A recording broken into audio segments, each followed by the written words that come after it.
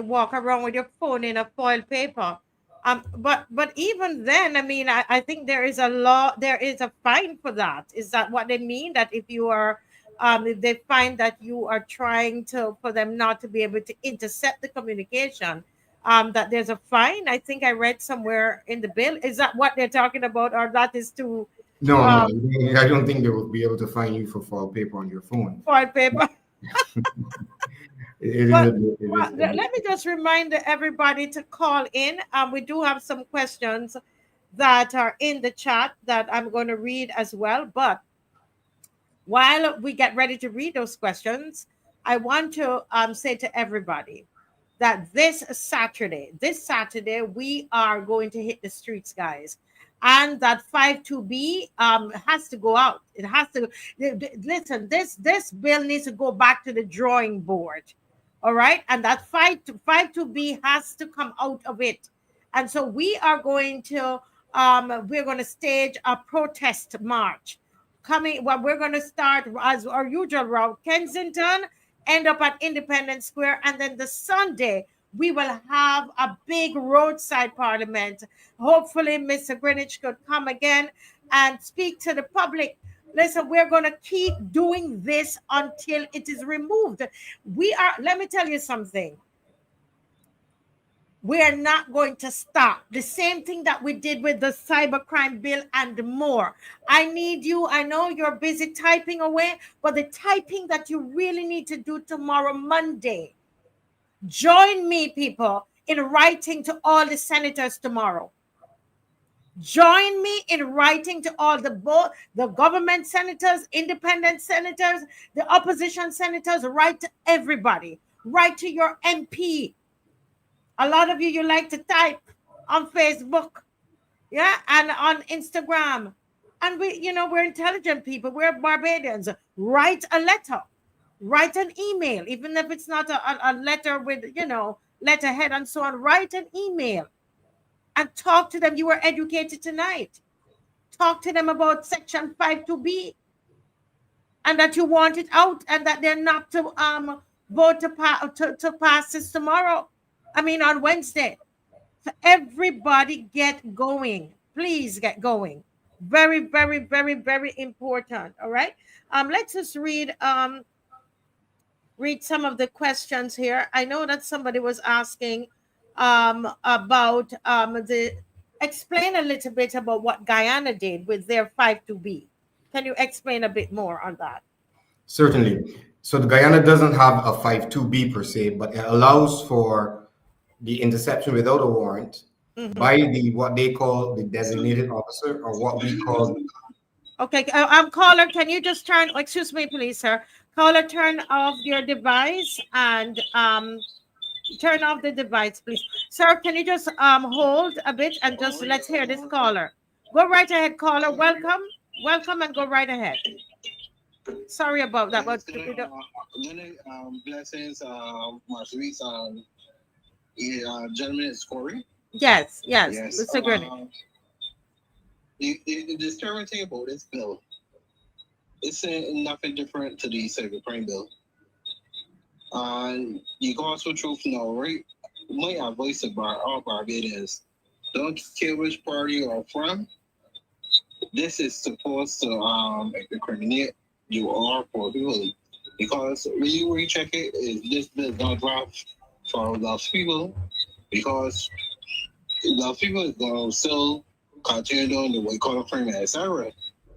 And still going to do what they have to do.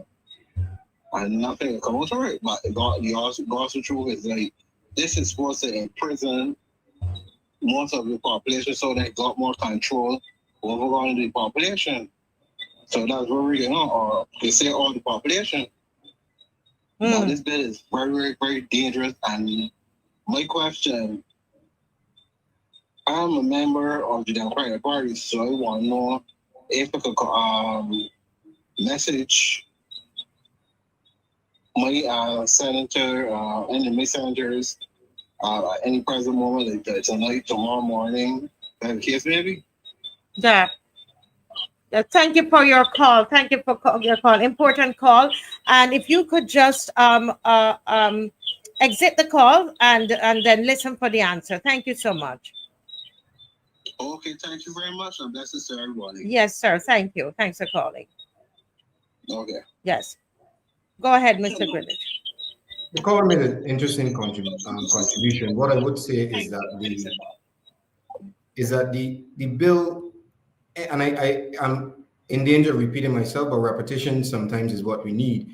The Yes. bill has to be one that targets just what it says it does, and that is the criminal element in Barbados. And we know that there is a lot of criminality that is going on in Barbados, and it is resulting in young men dying in our streets at an alarming rate. So we are in favor, we are the cheerleaders of common sense legislation that fights crime, but you cannot or you should not package common sense legislation in a legislation that then leaves the rest of the citizens vulnerable. And the reality is, listen, in Trinidad, before they enacted their legislation in 2010, there was an exposure of wiretapping, that wiretap reporters. There are groups in our nation that are vulnerable to this type of activity. And you must have a bill that criminalizes that. Remember what the Attorney General says. If you do wiretapping that is not legal, you are susceptible to a fine on summary conviction of $500,000 or 7 years imprisonment or both. That's right. The bill should do that. But the Attorney General went on to say that the only legal way it can be done is by a wiretap. And this is where the misleading comes along. That's not true. It can be done by 52B, where the functionaries, the two functionaries, they themselves can effect wiretapping. And that is where the vulnerability comes. So you have a bill that, yes, targets the criminal element. You go to the judge, you get a warrant, you present evidence. And then you have a bill also that gives a carte blanche, blank check to two functionaries, one of which is a political appointee, to be able to effect wiretapping. And there's limited reporting on one of those functionaries. And that is unacceptable. Yes. And I will say one further thing. The AG, the Attorney General, in his presentation also offered a binary choice, which is slightly disturbing. He's saying, listen, we are doing this in order to fight crime. You want crime, you want us to fight crime, and yet you want to come and criticize us. Sir, it is not a binary option. It is not one or the other. Do common sense legislation, but do it in a way that protects the citizens of Barbados. And if you don't, we have a right to want common sense legislation, and we also have a right to criticize you when you do not do it in the way that it should be done. It is not a binary choice. So to the contribution of the caller, it is not really about class or creed. One government can be in today and another tomorrow. All citizens are susceptible. And you do not know who is listening and why. Yes, it is supposed to be for criminal behavior. But if you have a functionary or if you have a government or a minister that is prone to abuse of power, that is where the problem comes. So this is not about impugning any particular minister or any particular person in power or any particular functionary. But the bill itself should insulate the office to the extent that if there is a functionary or minister that is prone to abuse, that functionary or minister does not have the opportunity to abuse the rights of the citizens. Yes. Wow, well said. Very well said, Mr. Greenridge. Can you quickly go over the Guyana, yes. Right? And then I have a question via WhatsApp written to me that we read. But go right ahead, sir. Certainly. I was saying that the Guyana legislation doesn't have specifically a clause that is akin to the 52B, but it does allow for interception without a warrant under very, very narrow circumstances, that is on the national emergency situation or a situation where, as it reads, is impractical due to urgency. So there's still an element that you can have a warrantless interception, but the act terms it either national emergency or impractical due to urgency. So I imagine you may have a situation where maybe in the dead of the night, you know something's happening right away now, and you just simply don't have the time to go to the judge. This is kind of the carve out.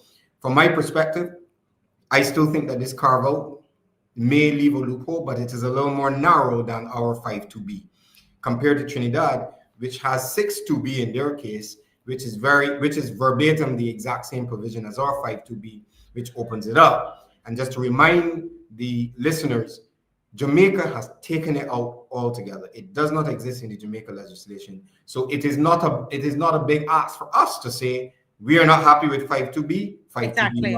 must come out. Exactly. Someone is asking here: are the Commissioner of Police and the Director General qualified to manage the equipment? Will they not need IT experts to manage the tapping? So, how many people exactly will be needed to handle the information? Is this additional work for these two authorized persons? If they're managing 50 suspected cases, who will be listening in to each and every call or communication besides the two authorized persons? How will the information be stored? How long will the person's private communication be kept, especially for those to whom there is no case to answer? So those are a lot of questions in one, but very good questions, and I'll try to see if I can tackle them as a go. The way the functionaries work in the legislation is that they are heads of organizations. So once an application for a warrant comes to the court, they will be the named applicant to the court. Similar, like if you were to bring an action against the state, chances are the named respondent would be the Attorney General. In their office as a functionary, they are the ones that have to come to the court in order to make the application. But as you can appreciate, the Commissioner of Police is the presiding functionary over the Barbados Police Service. So there will be operatives within the Barbados Police Service that would operate the equipment, that would be part of I imagine, some kind of information technology apparatus that will store the store the information. And so it's not to say that the Commissioner of Police has to do everything. Beg your pardon, I think I just lost light in my office. There we go. It's not to say that the Commissioner of Police is going to do everything, but he is the functionary that is responsible. Now, the Act does provide, and I may not be able to go into all of the details, but the Act itself does provide for how the information is stored. The Act does provide for very stringent measures as it relates to confidentiality. And the Act does provide that if the information that is gathered is no longer in pursuit of a criminal matter, that judge will put an order for that information to be destroyed. Even information, as the Attorney General pointed out on the floor, even if there's information that is collected that is tangential to the actual criminal activity. So, for example, if criminal John Brown, there is a warrant for the Commissioner of Police to intercept his communication, and he calls his plumber and say, listen, my sink is leaking. Or if he makes a call and orders food from Shafet. I'm just saying that there will be tangential communications information that may be gathered, and the Act does provide for how that information is either stored or destroyed. In terms of the length of time that the information is held, now this is one of the challenges that I also have with the Act. We've not gotten to this, and I've continuously said there are a lot of challenges, and I do not want to overwhelm your listeners with too much information. But the Act, in the realm of the warrant, allows for a 120-day initial period for the warrant to be granted. Yeah. My personal opinion is that time is too long. The Attorney General, on his feet in the House of Assembly, made reference to the 120 days and made reference to the fact that we have to understand that crime does not happen how you see it on TV, where within an hour you have a crime, you have an arrest, you have a court case, you have a conviction, and a man goes to jail, and there's a hero within an hour of a television show. He's absolutely correct. Crime prevention does not happen in that vacuum. However, if you are granted a warrant, my personal opinion is that warrant should, in initial stages, be for 30 days. You want to restrict that level of intrusive nature. And again, if after 30 days and you have not gathered the information that you need, you should have to go back to that judge to present evidence as to why you should continue. I do think 120 days is too long, and I think it is one of the amendments that should be looked at.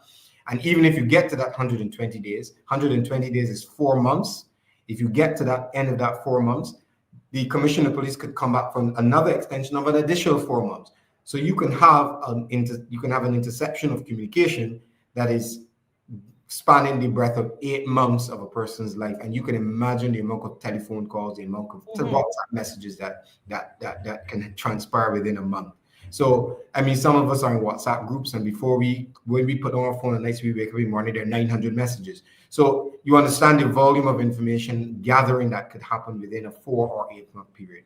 So I do believe that those periods should be revisited, and the revisiting of those periods, by my own opinion, this is my personal opinion, keeps the engagement of the judiciary in the process. Yes, there are progress reports that the judge can order, but I believe it engaged to the extent that if you get up to a month or 60 days, 2 months, and you have not gathered the information for criminal activity, you should have to come back to the judge and explain why and present further evidence as to why you should continue to be able to intercept communications.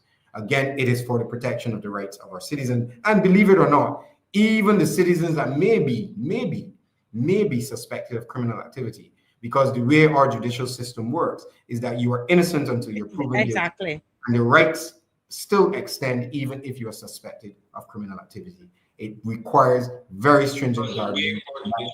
Yes. Let me just get a caller. Good night. Good night, caller. Yes, good night, caller. If you could turn down your device because you're listening to us. Let me just get a caller. Good night. Good night, caller. Yes, good night. Welcome to the Marcia Week Show. I'm going to wait until you've turned down the device, okay? You're on. So we want to get your question. Yes, good night. Welcome to the Marcia Week Show. I'm going to wait until you turn down the device, okay? You're on. So we want to... Oh. I think caller, don't give up. When you call, just turn down your device when you call, okay? So that we don't have the feedback. We want to hear from you. There was a question that was on the screen, and I'm going to try to. It was from a Pilgrim. Okay.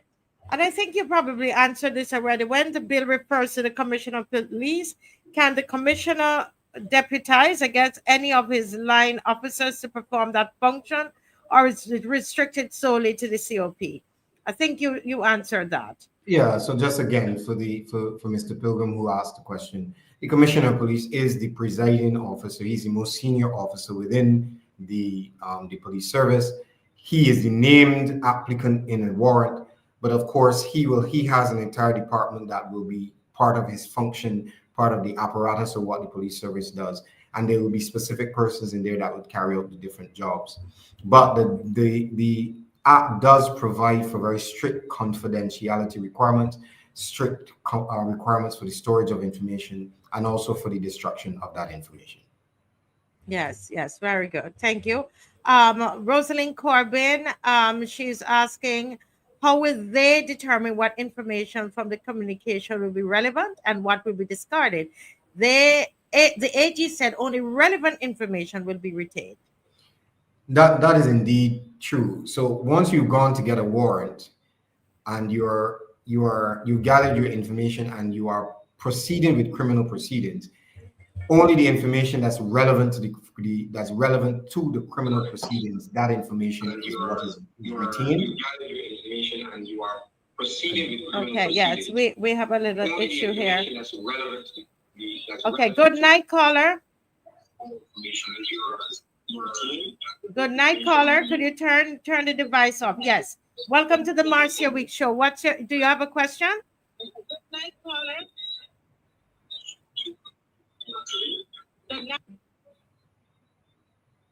They're having a challenge there. They're having a challenge. So all right. Yes. Just finish what you were saying. Yes, I'm sorry. Yeah. That the relevant information that is necessary in terms of evidence for that criminal proceedings, that is what should be retained. any tangential or any peripheral information or evidence or any communication that's gathered, that should be destroyed. And the act does provide for that.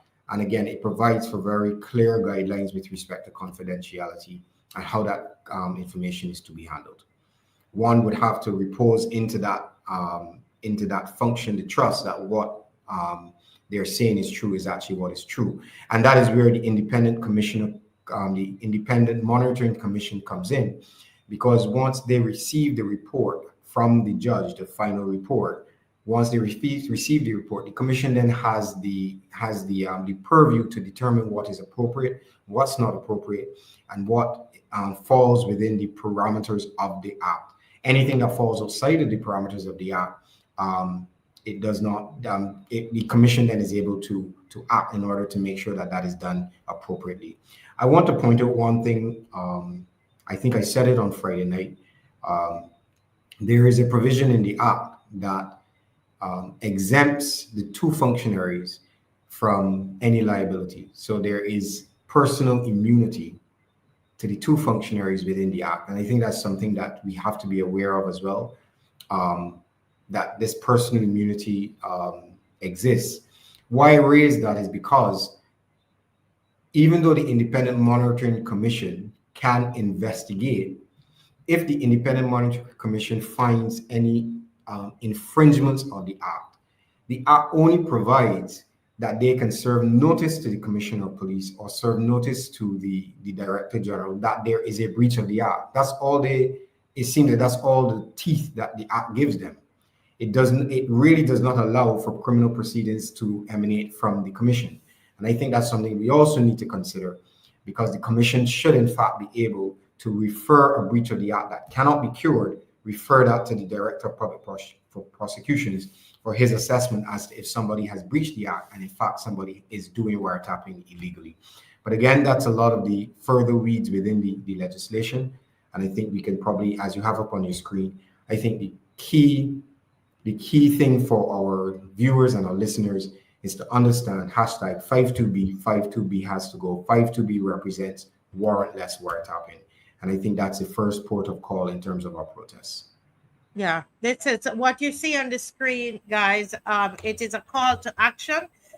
We would like for you to copy this hashtag, these two hashtags, and to keep it, to put it up on your Instagram, to put it on your Facebook, all of your social media. Send this all across Barbados. And people ask you, what is that? What is the hashtag 52B? And you let them know this is what you want out of this this piece of legislation, this bill. Okay. And for short, we call it the wiretapping bill, but we understand, just so that people can understand what it is, right? But really, on a serious note, this is very, very, very serious. And probably it could be probably why it was not discussed or debated or brought in the House on Friday, because it is so serious. All right. And so this is why we have it on the screen. Please, capture this. Let me move this question. Somebody's asking where they can get a copy of the bill. So you can take a screenshot of this, guys. Let me let you get it quickly and get that. And you can put it up, or you can create your own and put it up. All right. Make sure you got 52B and not 5B2. All right. Okay. But where can people get a copy of the bill, Mr. Greenridge? You can go on to the Parliament website. It's the barbadosparliament.com. And if you strike bills, it's currently before the Senate. So there's a button there, bills before the Senate. There's a downloadable PDF version of the bill that you can have. So you can go on to barbadosparliament.com. And if you hit the button, bills before the Senate, it will come up as one of the bills before the Senate. It's the last one on the list, the Interception of Communications Bill 2025. And there's a downloadable PDF version once you hit the link. Yes, the Interception of Communications Bill.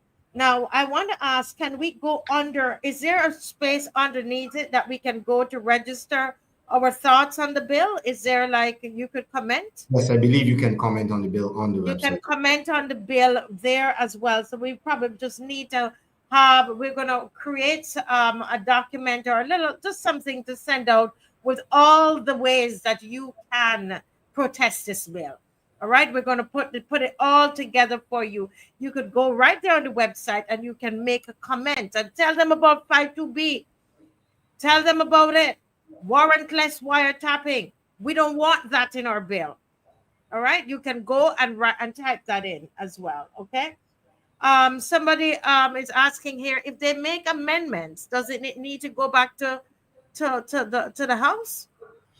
Yes, it would need to go back to the House if they make amendments to the bill for them to vote on the amendments to the bill before it goes But back. the Prime Minister is saying that she stood up and said, well, they don't have to, the minister doesn't have to be that independent monitor or put that the team together. I keep saying committee, but it's not committee. It is Commission, the yes, the commission, commission, the right? The independent commission, the monitoring. independent monitoring commission together, the three-member team.